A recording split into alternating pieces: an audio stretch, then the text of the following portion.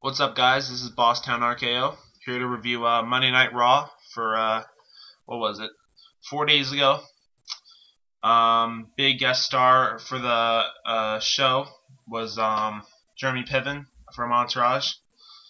New upcoming movie, The Goods, Live Hard, Sell Hard. It was an okay Monday Night Raw, I guess. I wasn't too impressed with it, but let's see.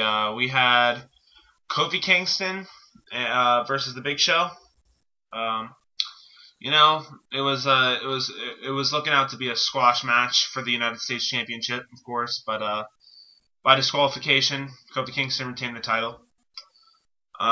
Chris Jericho was ringside during the match. No surprise, there are the Unified Tag Team Champions. It was an alright match. It wasn't, it looked like to be a squash match, like I said, but it was alright. Nothing too big in it. Big Show controlled the match, most of the time, and they got disqualified. What else is new? Big dude like that, is too fucking dumb to realize, what he's doing. I understand, or as in the script, whatever. Then we had, and then they cut promos all night, which I got really tired of. I feel like I've already seen the goods. They cut, a good 15, 20 promos on the goods throughout the whole entire Monday Night Raw for the 2 hours and 5 minutes that it was on. But, the WWE's got to do what they got to do. Then we had Chavo Guerrero versus Mark Henry, which was set up by Jermey Piven. It wasn't anything special. It's like something that would have been featured in a dark match, before or after a Raw or after a SmackDown. Wasn't impressed with that either. It was funny. It was, nothing worth, if you missed it, it's no big deal. Hornswoggle was supposed to not be in attendance, but so Mark Henry dressed up like a little leprechaun, came down to the ring and beat up on Chavo, and World's Strongest Slam to finish it, and that's how it ended. It wasn't too great of a match. Then we had Carlito and Primo, which is I think a very minute or a very minor little confrontation or a little thing they're having in the script between these two that won't last. Primo is next to be on the feature endeavored list. Everybody knows it. The only reason that he was even put on, the WWE roster was because of Carlito. They had some potential as a tag team, became champions, Unified Tag Team Champions, and lost it to Edge and Jericho.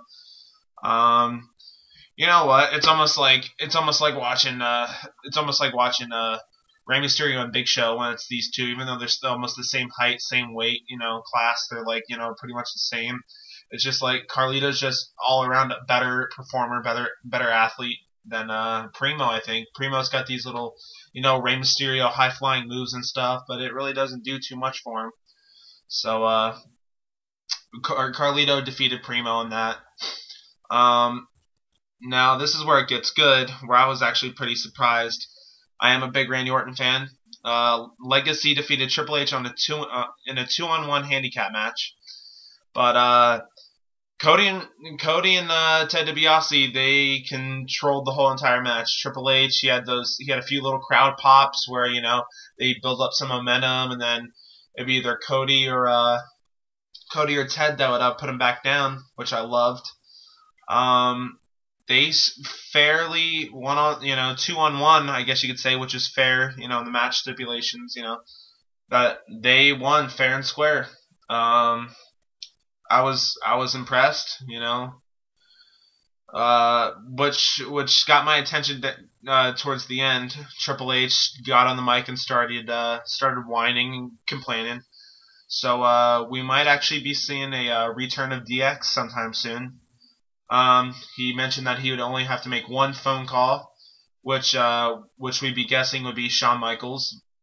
He hasn't been seen since WrestleMania 25, which he lost to The Undertaker.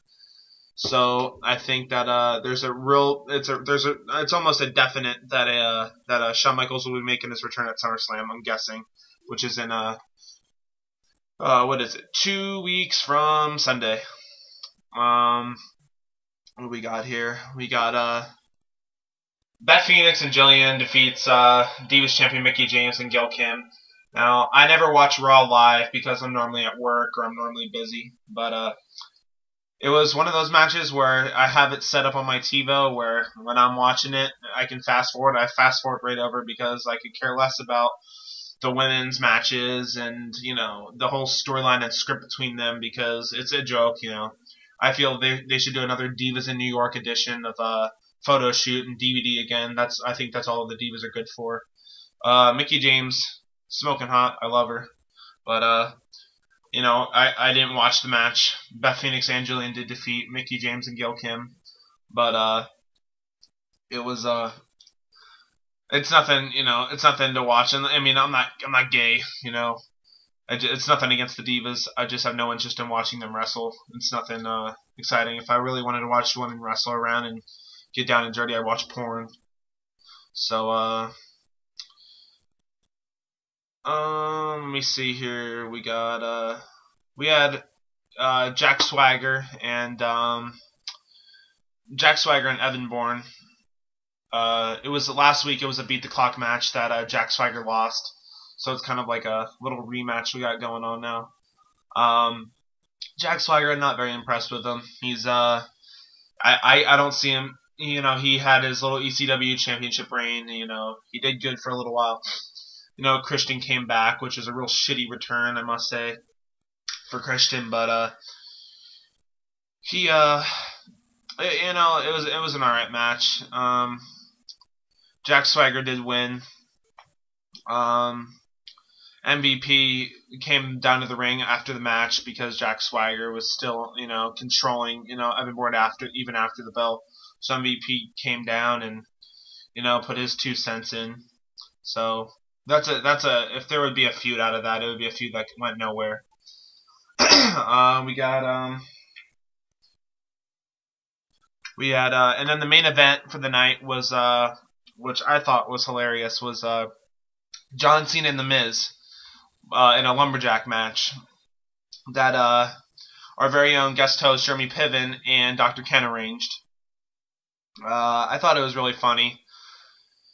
Jermey Piven made a heel turn towards the end of the night, saying that quote unquote, John, I'm a big fan of you, but I'm even bigger fan of Randy Orton, which was awesome. It was a joke though. It was just a real big, you could tell that it was advertised so much, the goods was advertised so much that it kind of got in the way of the show. In little promos backstage and stuff. He always brought it up. It wasn't anything special, but the match was decent. At the end, Jermey Piven kind of grew some balls, got up to the top rope, got caught, and caught up and jumped, and John Cena caught him. Dr. Ken came in, hit John Cena right in the back, and tried to apologize. And actually, Dr. Ken took a big spill. Jermey Piven went out of the ring, and John Cena lifted up Dr. Ken, threw him to the outside, and it was almost kind of a botched throw to the outside. As he threw him, none of the heel superstars on the outside caught him, though they did catch him kind of, sort of. He fell and it kind of hit the back of his head pretty hard, which I laughed at. So it was a decent, I guess, Monday Night Raw. There's no big surprises in Monday Night Raw anymore. They're very predictable. But I'll still forever be a fan. So I did take advantage of the what do we got here? The SummerSlam collectible cups. I do have 4 of the 5 now. I'm drinking out of Kelly Kelly now. I love to drink out of Kelly Kelly. Everybody knows that. Watch my videos. I'll update every week. I'll have a Monday Night Raw, ECW, and SmackDown. I won't be doing Superstars. I'm not too big of a fan of that show. But thanks for watching, and I'm sure a little later this week I'll put up a review for SmackDown. Thanks, guys.